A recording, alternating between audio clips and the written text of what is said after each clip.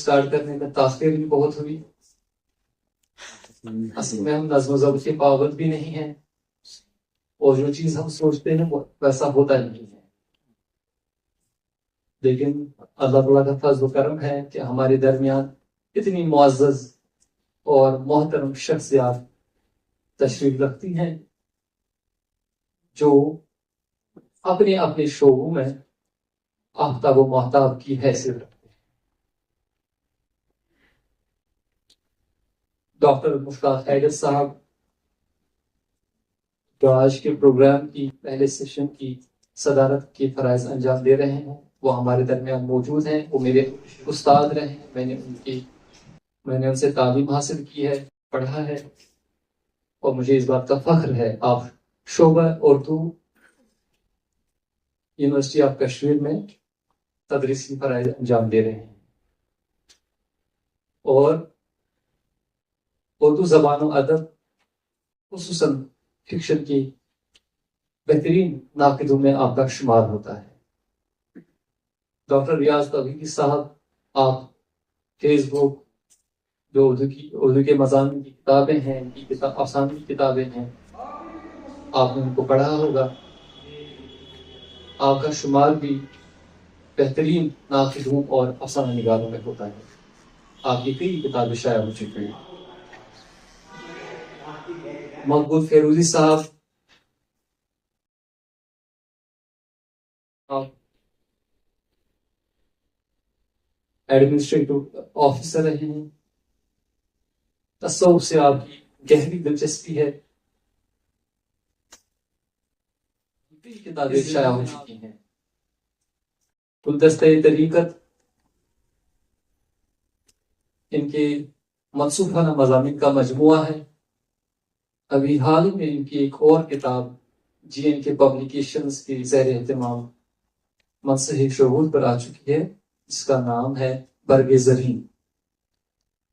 ان دو کتابوں سے قبل بھی آپ کی ایک کتاب شائع ہوئی ہے.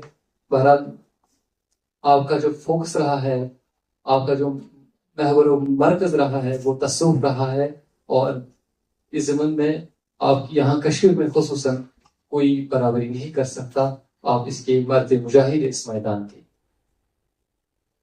طارق شبنم صاحب جو آپ آج کے میزبان بھی ہیں، آپ ایک بہترین افسانہ نگار ہیں. آپ کی بھی کئی کتابیں شائع ہو چکی ہیں. ان کے افسانوں کا ایک مجموعہ گمشدہ دولت، اور یہ جو پیش نظر آج جو افسانوی مجموعہ ریلیز ہو رہا ہے، جس کا اجرا ہو رہا ہے، 20 سمت قافلے، وہ بینر پر لگا ہوا ہے، آپ دیکھ سکتے ہیں. اور حال ہی میں آپ کی کتاب، ایک اور کتاب بانڈی پورہ کی اہم شخصیات منظر عام پر آ چکی ہے. ان کے پاس بہت مواد پڑا ہوا ہے جو انشاءاللہ تعالی یہ آہستہ آہستہ شائع کرتے رہیں گے. راجہ یوسف صاحب سے آپ سب واقف ہیں، بہترین افسانہ نگار ہیں.